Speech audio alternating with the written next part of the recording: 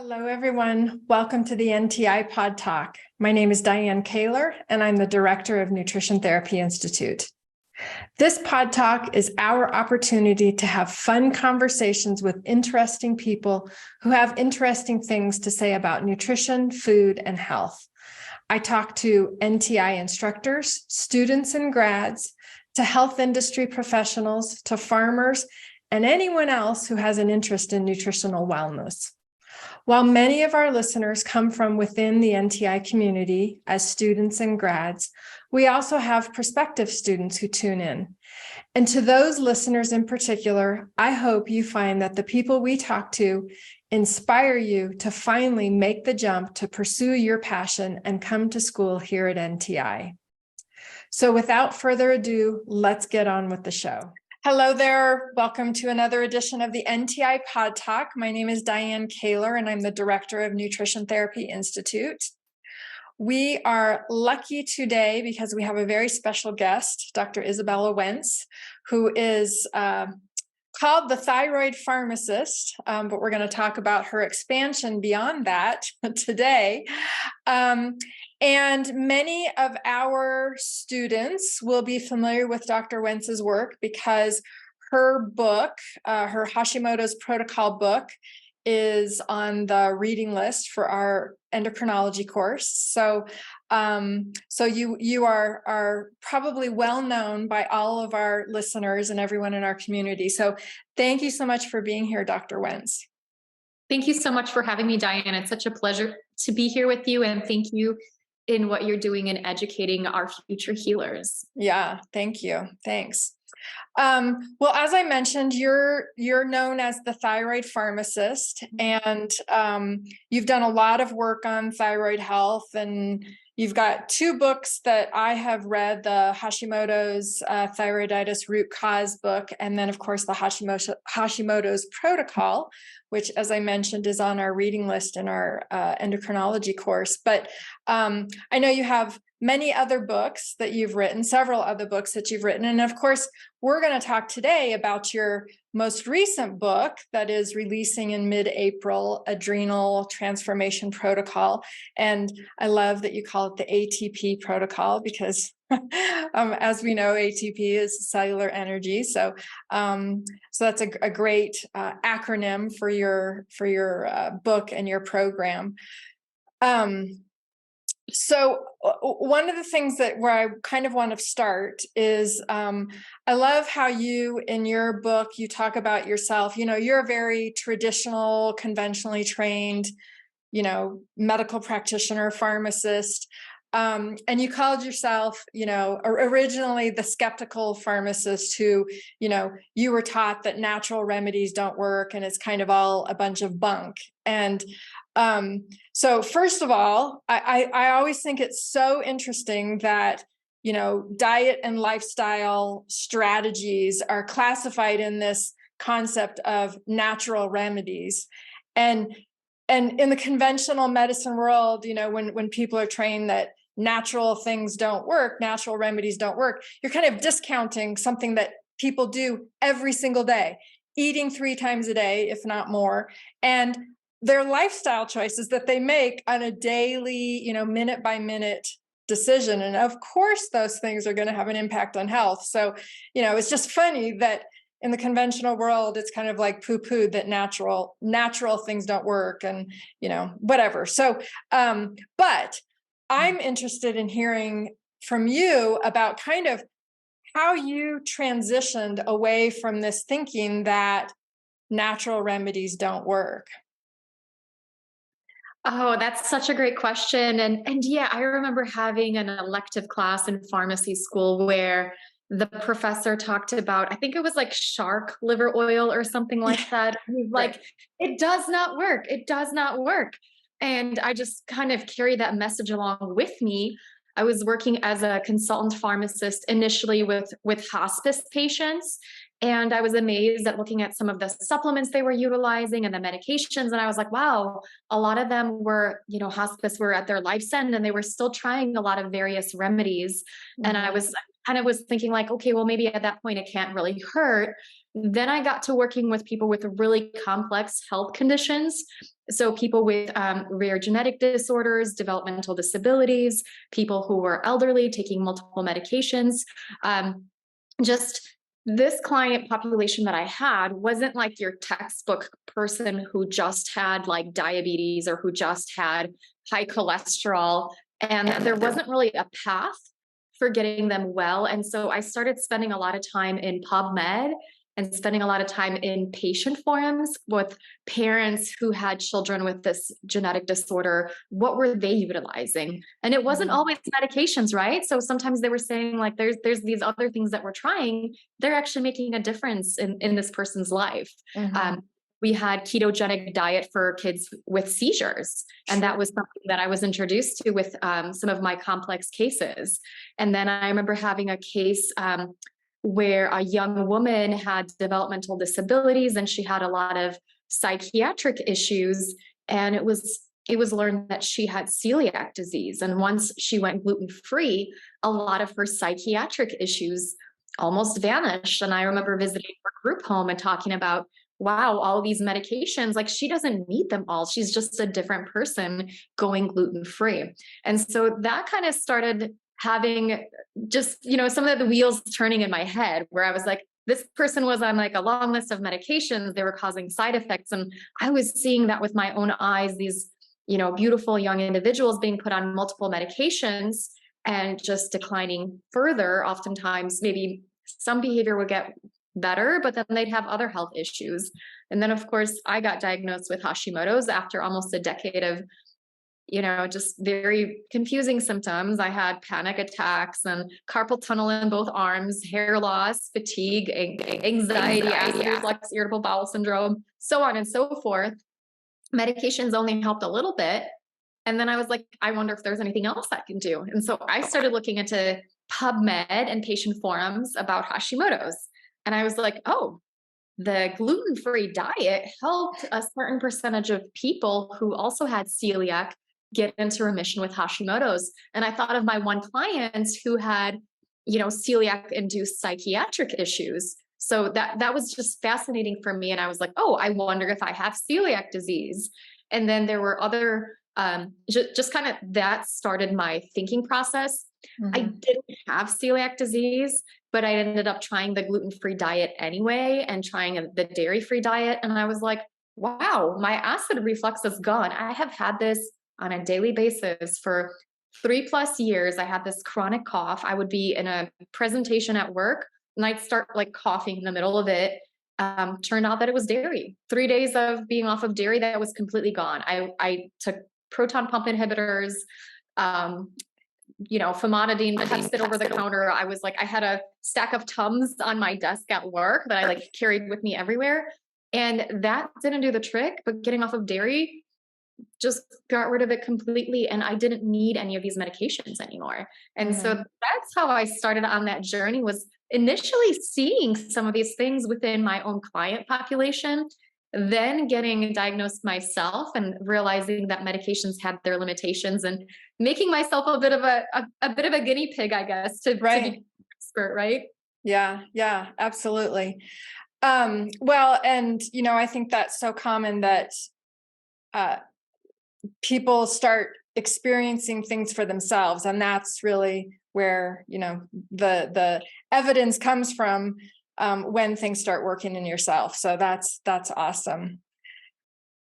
So your new book is Adrenal Transformation Protocol, is about what many people call adrenal fatigue, but of course we know that's not the correct terminology for it. Hypothalamic pituitary adrenal axis dysfunction. And somebody needs to come up with an easier name for that. HPA axis dysfunction. And it's very much a progression from the work that you were doing in your original work in Hashimoto's and thyroid health. So you talk about kind of common, one thing that I think is really interesting is that you talk about common versus normal. So many people have all of these symptoms, and it's been normalized because these symptoms are common, but that doesn't actually mean that it's part of normal physiology. So, all of these symptoms that people experience because of their HPA axis dysfunction, they may, we live in a society where everyone is incredibly stressed. Everyone's got a lot of symptoms of that stress. And it becomes kind of normalized. So, some of the symptoms that people have, I think, that are very common, the fatigue, wired and tired kind of symptoms. But what other kind of symptoms do people have that they may not recognize are symptoms of this HPA axis dysfunction? There's just so many different symptoms. And I remember when I was just in the early stages of my healing journey, and I had the message of like, there might be something called adrenal fatigue, and that you might be experiencing that. You might have that if you have a thyroid disorder and if you're not feeling better with meds. And of course, I looked it up on like a quote unquote reputable website, and it said this doesn't exist. I'm like, Right. okay. But then I looked at the symptoms and I'm like, but I have all these symptoms, but this doesn't exist. And like, how does it all work? Right. And so Right. 10 years ago, I wrote my book on Hashimoto's, my first book, The Hashimoto's Root Cause. And, kind of in a full circle moment, my pharmacy school has asked me to, provide more information to them about functional medicine. And I've gone, one of my, I was just doing continuing education for pharmacists, and the professor presenter who created a course on subclinical hypothyroidism used my book as a reference for creating that course. So we've come full circle with that. Yeah. I do think we have a little bit more work to do on adrenal dysfunction, HPA axis dysfunction, adrenal fatigue. Like the naming is one of the issues with it, right? Because the adrenals aren't necessarily tired. They're not necessarily fatigued. It's a communication breakdown between our adrenal glands that are secreting the hormones and our brain that's telling them what to do. And so it's so common. I know for me personally, when I was initially struggling with the symptoms, I was like in a state of fight or flight at all times. I was, let's say I was at work, right? And I was working on my computer. Somebody would come into my office to say hello, and I would jump out of my seat, just expecting the worst. I would wake up numerous times throughout the night. I had anxiety. I had panic attacks. I had, people will report that they have trouble when they stand up. They will sometimes feel faint. People will have a hard time going outside without wearing sunglasses. Like I recently did a video on Instagram where I had 2 pairs of sunglasses on, and I was like, if you have this, you probably have adrenal dysfunction, right? So bright light sensitivity might be an issue. Noise sensitivity. They feel irritable. They feel wired but tired. They have trouble waking up in the morning. They just feel overwhelmed with life, right? Everything seems overwhelming to them. People feel annoying to them. Everybody's like just asking them to do too much. And that is kind of one of those feelings that our society just says, hey, if you're older, this is normal. If you're a mom, this is normal. Like everybody feels this way, but that's not how we're meant to feel. This is how our body acts, how our body adapts when we're under stress, right? And so we need to get to the root cause. We need to rebalance that stress response so that we can thrive like we're meant to thrive, and wake up with lots of energy in the morning, have good energy, be calm, collected and sharp throughout the day, and go to sleep at night without having issues, and not wake up in the middle of the night hungry and confused, right? Right. Yeah. And the thing that I really appreciate that you give a lot of hope to people, because you say, these symptoms are real and it's not part of normal physiology. These symptoms are real and they're reversible. And I think that gives so much hope to people that they can see that, acknowledge that they are having symptoms of dysfunction, and it is a true problem with their ability to deal with life at that moment, and that it is reversible. And I think that's so important to give people that hope and vision that they have a path to get to better health. And of course, that's what your book does. So before we start kind of talking about, how your new book expands upon the teachings that you had in your previous works, can you talk about the connection between hypothyroid and HPA axis dysfunction? Like, what is the connection? Why is it that people who have Hashimoto's and hypothyroidism are so likely to also have HPA axis dysfunction? Sure. So there's, and the body is like an intricate feedback loop where all of our hormones talk to each other and talk to the brain. And there's always some sort of feedback happening in our body. Our body's always doing its best to try to survive, right? And so it's a little bit challenging because various conventional medicine, it's like they put like your left leg in one bucket and then your right leg in another bucket, but it's all connected, right? And so people are, why are you talking about the thyroid or the adrenals when you specialize in thyroid, right? Mm-hmm. Well, more than 90% of the people that I've worked with thyroid issues also have some degree of adrenal dysfunction. And they might be in the early stages of it where they're making too much cortisol, or they may be in the later stages of it where they don't make hardly any cortisol at all. And when we have cortisol, too much of it, or when even there's not the right amount of it, we might start producing too much of something called reverse T3. And this is the inactive thyroid hormone. The active thyroid hormone is known as T3. Most people that get prescription thyroid medications will get a medication like levothyroxine or Synthroid, and that is actually the T4 hormone. It has to be converted into T3 to be active in the body. Now, typically I'll see people, they get diagnosed with a thyroid condition and they get a medication and they're like, okay, this is going to make me feel better. It does for a little bit, but then they still have issues. And one of the issues is that T3, when the receptors are blocked with reverse T3, the T3 can't activate them and turn them on. So you're going to have hypothyroid symptoms when in fact you might have enough thyroid hormone on board, right? Mm-hmm. And then the other thing that happens too is when a person has hypothyroidism, their body will slow down the clearance of cortisol in their body. Even if they've been under stress for a long time, their body kind of compensates. It's like, this person doesn't have enough thyroid hormone on board. We're going to help them out and just make sure that they at least have a little bit of cortisol. Now, what happens when we take thyroid hormone externally, which often people do need, and I do advocate for, is that the cortisol clearance increases. And so then taking thyroid hormone may unmask an actual cortisol deficiency or hypocortisolism that occurs. And so people will say like, okay, great, I'm getting on thyroid meds, yippee, gonna help me, I feel better.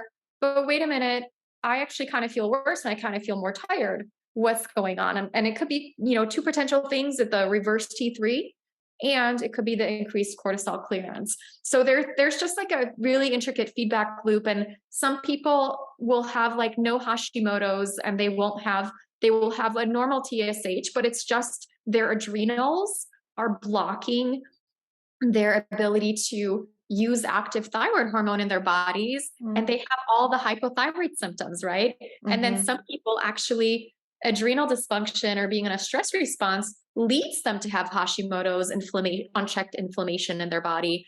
And they actually benefit from adrenal support in some cases of early stages of Hashimoto's, when the person's just maybe been hypothyroid for a short amount of time. Taking adrenal adaptogens might be enough just to normalize their thyroid function. One of the things that we know is cortisol. We typically think that we hear that it's bad, but it's nothing's like, in the body is good or bad. Just too much of it can be bad, but not enough is also problematic. Cortisol is anti-inflammatory. When we get into a low cortisol state, we don't have enough of that anti-inflammatory action in the body. and the inflammation in the body can go unchecked. And so a lot of times I see people with autoimmune inflammatory conditions where they actually don't have enough cortisol and they don't have enough of that natural anti-inflammatory action in their body.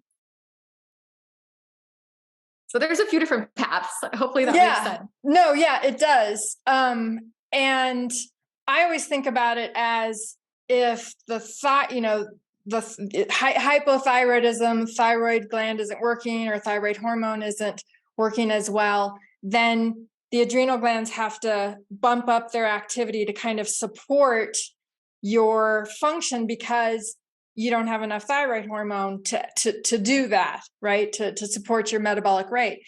So I always think of it as the adrenal glands are kind of stepping up to compensate, as you said, compensate for low thyroid. But I never really thought about it from the opposite point, that too high of cortisol levels because of life stress and kind of chronic cortisol activation inhibits the T3 and causes more reverse T3. So it is bidirectional, certainly. Yeah, absolutely. It's also interconnected, and a lot of times, and I know from a conventional standpoint, it's like you have a thyroid disorder, you have hypothyroidism, take a pill for it, and have normal thyroid function. But we know from working in nutritional medicine and functional medicine that there's a lot of pathways that need to be addressed and balanced to really bring a body into a healing state, right? And to let the body go from survival mode into thriving. Yeah. So some of the modalities that you talk about for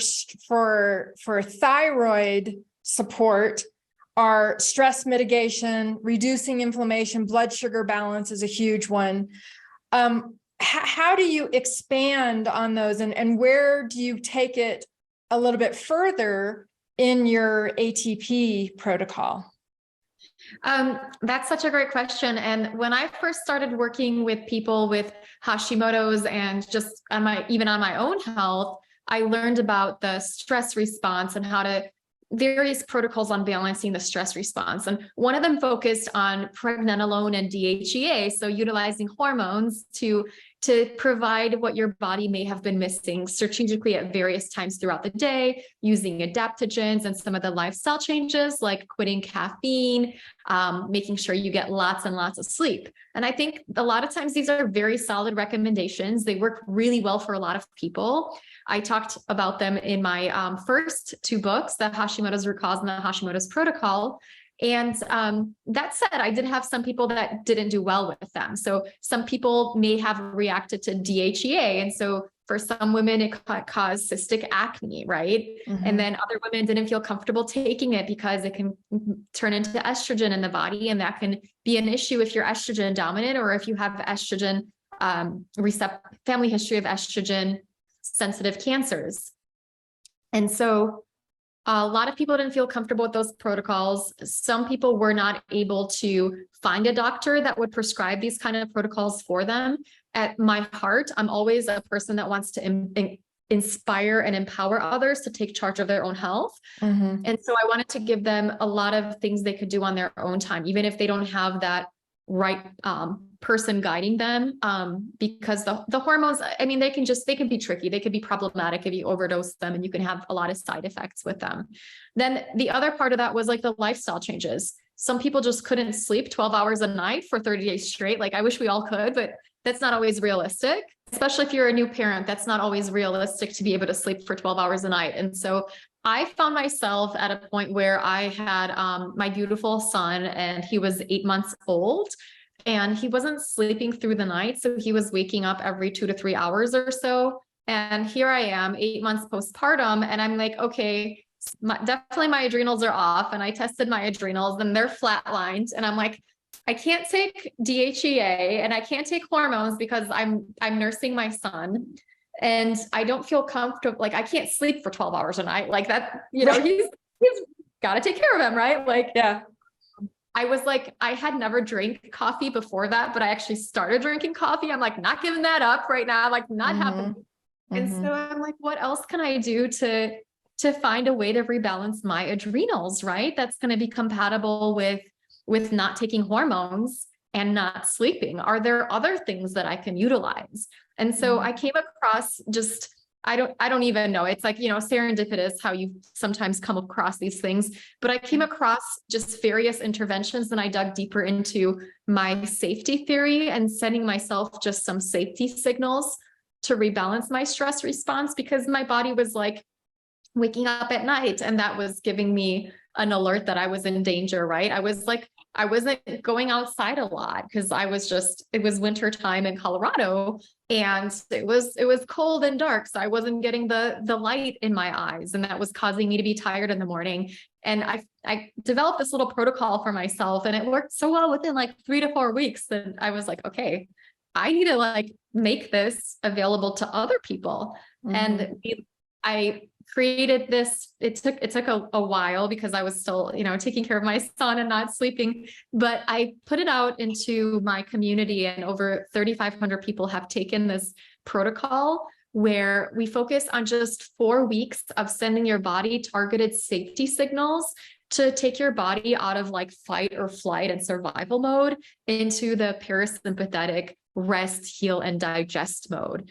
And just through like targeted, reasonable, doable lifestyle changes. And like brain fog has been tremendously helpful. Like 93% of people will say their brain fog improves after just 3 weeks. And then fatigue, libido issues, sleep issues, anxiety, like irritability, even pain in their body. Like a lot of these things will like get significantly better in just 3 to 4 weeks. So I'm like, I have to get this out into the world and let people know that there's the path of working with adrenal testing and working with hormones. And I think that can be appropriate for some people, but I am sleeping and giving up coffee, but like, I really want to get the message out about these other things that we can do. And you alluded to some of it because you picked up on my acronym.